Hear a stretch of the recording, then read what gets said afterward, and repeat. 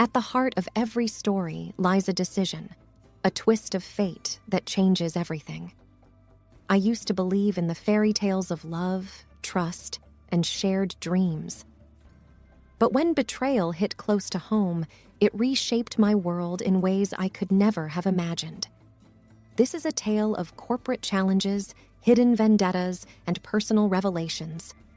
Dive into a journey that took me from the comforting arms of love to the cold clutches of revenge, and, surprisingly, back to the warm embrace of understanding and redemption. If you've ever been caught in the crossfire of love and ambition, this story might just resonate with you. Join me as I navigate the intricate web of emotions, decisions, and consequences that fate spun for me. My name is Hannah, and this is my story. The morning the betrayal came to light started innocuously enough. It was a Wednesday, the middle of a work week, and my morning coffee had just finished brewing. But with the sound of my phone buzzing on the kitchen counter, my life was about to take a dark, unexpected turn. An anonymous email hit my inbox, and the contents shook my world to its core. "Hey there," it began. "You don't know me, but I thought you should know about your husband's little secret venture. Check the attachments." Curiosity piqued. My fingers trembled as I clicked open the attached documents. What unfolded before my eyes was evidence of my husband, Richard, secretly funneling company funds into his private account. Funds from the company I had dedicated the past decade of my life to. I felt like I was free-falling. A mix of anger, pain, and confusion bubbled up inside me. How could he do this? I whispered to myself. After everything we built together? It didn't take long for the scandal to explode. Word got out, and the board members were swift in their actions. By the end of the week, I was let go. The fall woman for a betrayal I had no part in. Richard disappeared, leaving me to deal with the fallout. Friends who I thought were genuine began to distance themselves. The life I had built was crumbling around me. Months later, after drowning in depression, I decided to rebuild. Not for Richard, not for my old life, but for myself. I started at a new company, Fresh Start Tech, and things began looking up. Every night, as I went to bed, I'd tell myself, tomorrow will be better, tomorrow will be brighter. And then, as if by some twisted joke, he resurfaced. Richard, after laying low for months, had the audacity to apply for a position at my new company. And here's the kicker. He didn't know I worked there. As I sat at my desk, reading his application that had landed in my inbox due to a system error, a wicked idea began to form. Karma is about to make a U-turn, I said to myself with a smirk. Pulling up the email, I began typing, "Dear Richard." And just like that, my plan was set into motion. What followed was a series of events that I can only describe as fate's sweetest revenge. I leaned back in my chair, formulating my thoughts. The office was quiet, save for the hum of the air conditioning. The dim lighting from my desk lamp illuminated Richard's resume, making me think of all the possibilities. "Dear Richard," I began. "Thank you for applying to Fresh Start Tech. We're intrigued by your application. We would like to schedule an interview. How does tomorrow sound?" I hesitated before hitting send. Is this really what I want? I asked myself, feeling a pang of guilt. But then, images of my past, losing my job, my reputation, and everything I had worked so hard for, flashed before me. I clicked send before I could second-guess myself any further. The reply came sooner than I expected. "Tomorrow sounds great," Richard responded. "I'm looking forward to it." His signature at the end, with that familiar pompous flair, reignited my determination. I pulled Jane, the HR head, into my office.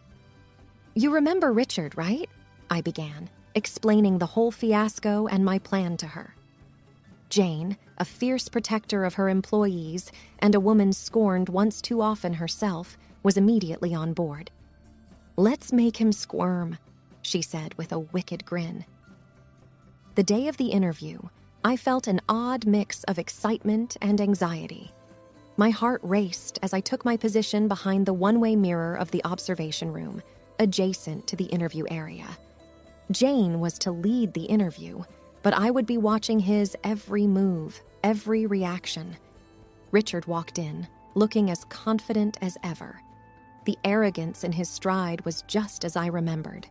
Jane began the interview in the most ordinary way, asking about his experience, why he wanted to join Fresh Start, the usual stuff.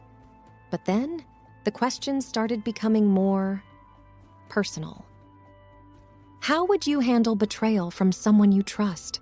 she asked, eyeing him intently. Richard shifted uncomfortably, clearing his throat. I believe trust is the foundation of any relationship, be it professional or personal," he stuttered, clearly caught off guard. Jane continued. "Have you ever faced a situation where your integrity was questioned?" His face flushed, beads of sweat forming on his brow. I suppressed a smirk, taking a sip of my coffee. The show had just begun. He struggled through the rest of the questions, the atmosphere thick with tension. And then, just when he thought it was over, Jane delivered the final blow. "We've recently hired someone you might know," she said nonchalantly, sliding a photo across the table. A photo of me, taken during a recent office party. I could almost feel the blood drain from Richard's face. I didn't know she worked here," he murmured, his voice barely above a whisper. Jane leaned in, her face inches from his. "Oh, didn't you? Well, she's doing great, by the way, thriving even. Funny how life turns out, huh?" The interview ended shortly after. Richard practically sprinted out of the room, his dreams of a cushy job at Fresh Start Tech shattered. As the door closed behind him, Jane walked into the observation room, her face beaming. "That felt good," she said, high-fiving me. I smiled, taking a deep breath. "It's a start," I replied. "But I've got a feeling this is just the beginning." Word quickly spread around the office about Richard's disastrous interview. My colleagues were supportive, their whispers of encouragement mingling with disdain for Richard's audacity. For once, office gossip was on my side. A week later, a colleague named Marcus popped his head into my office. "Heard you're a coding genius," he started. I raised an eyebrow in surprise. I did know coding, but genius might have been stretching it. There's an anonymous blog going around about Fresh Start's successes and failures. Some posts have sensitive information that only someone internal would know. My heart sank. It couldn't be. Richard wouldn't be so brazen, would he? "Show me," I demanded. Marcus handed over his tablet, and the anonymous blog stared back at me. Sure enough, there were posts suggesting inside knowledge.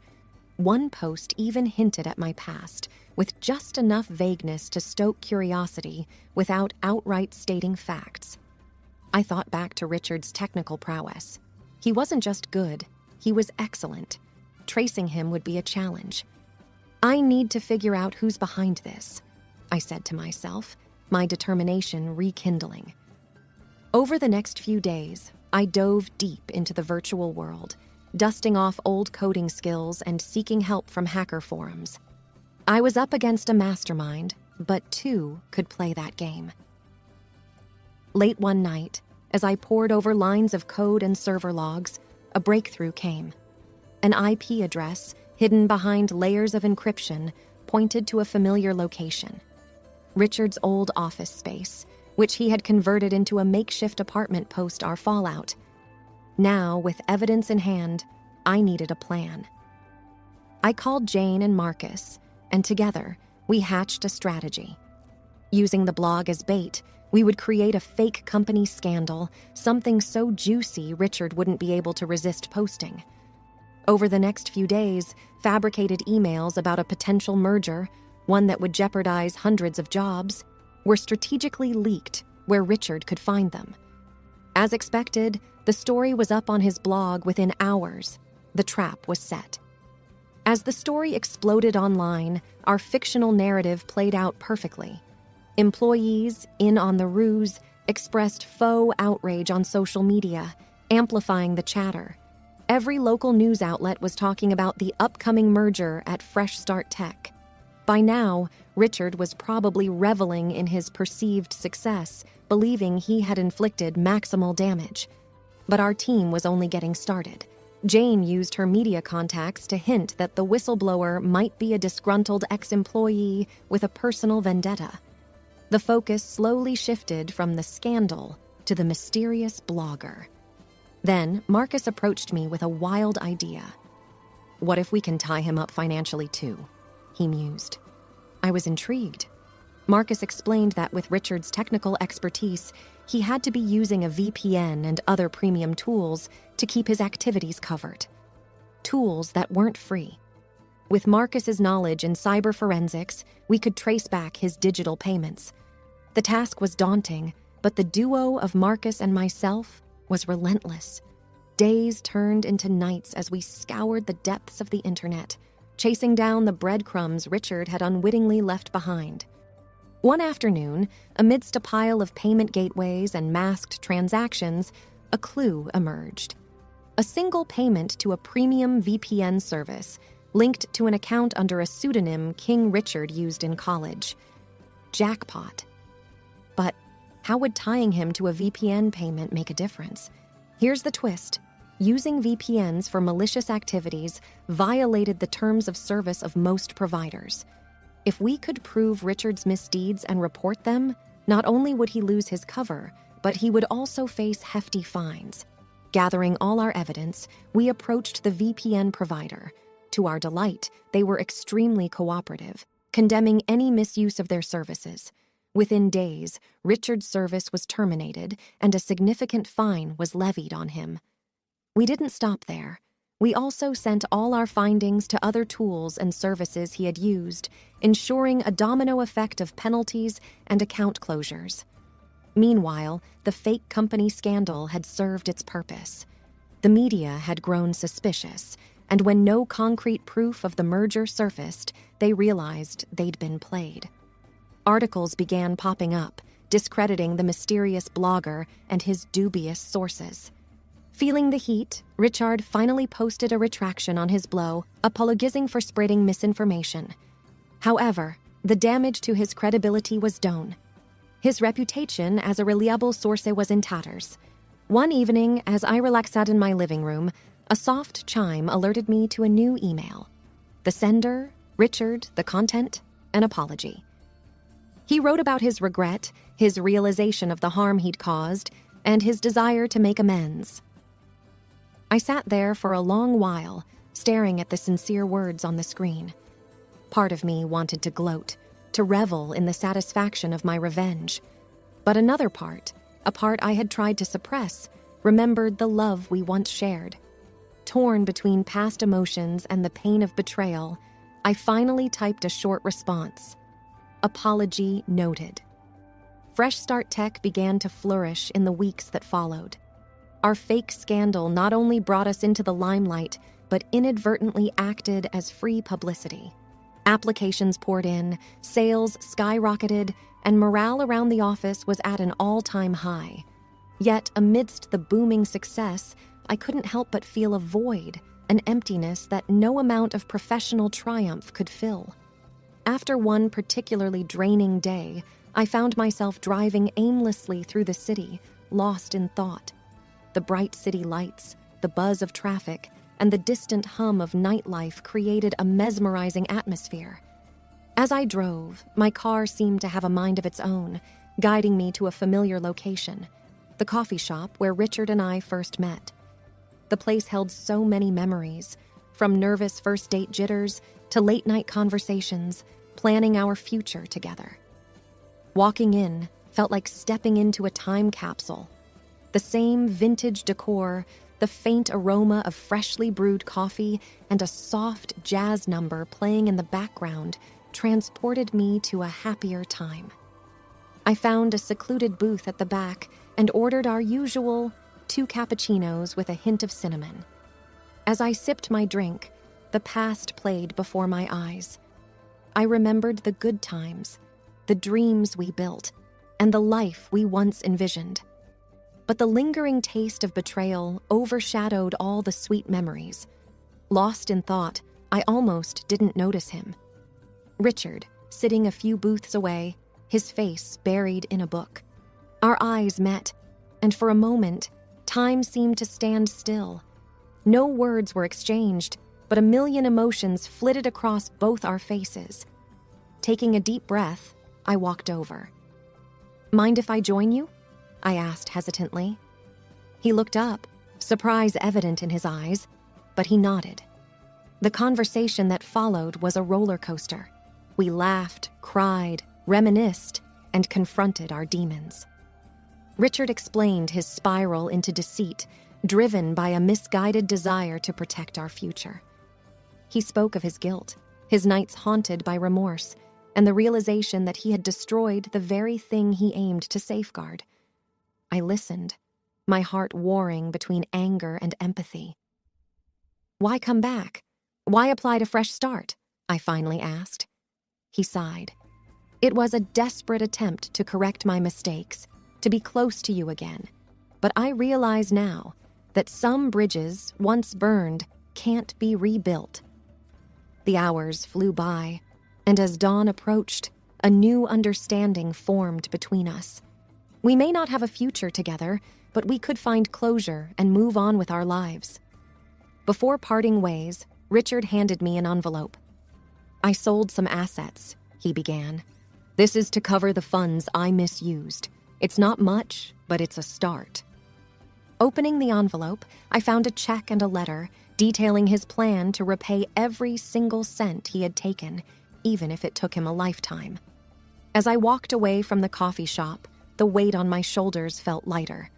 The chapter with Richard might be closed, but a new chapter was waiting to be written. Life at Fresh Start Tech progressed at a rapid pace.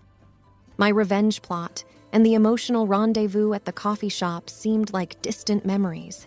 Yet, subtle changes became evident in the way I approached work and relationships. Jane noticed first. "You've changed," she observed one day. "Not in a bad way, just different." She was right. The ordeal with Richard had inadvertently taught me the value of forgiveness and the impermanence of grudges. As weeks turned to months, an exciting project landed on our table. Fresh Start Tech had been approached by a nonprofit to develop a software solution for underprivileged children to gain access to quality education. The stakes were high, but so was the potential impact. I threw myself into the project, channeling all my energy and focus. My personal experiences had taught me the importance of second chances, and I was determined to provide one to these children. One evening, while brainstorming ideas with the team, Marcus made a surprising suggestion. "Why not involve Richard? He has the skill set we need." I was taken aback. Trusting Richard professionally after everything felt risky. But then, the memory of our conversation at the coffee shop and his genuine remorse surfaced. The next day, I found myself dialing Richard's number, an action I hadn't anticipated. His voice on the other end sounded surprised but hopeful. Explaining the project, I offered him a consulting role. He accepted without hesitation. "Thank you," he murmured, the gratitude evident in his tone. The project was a whirlwind.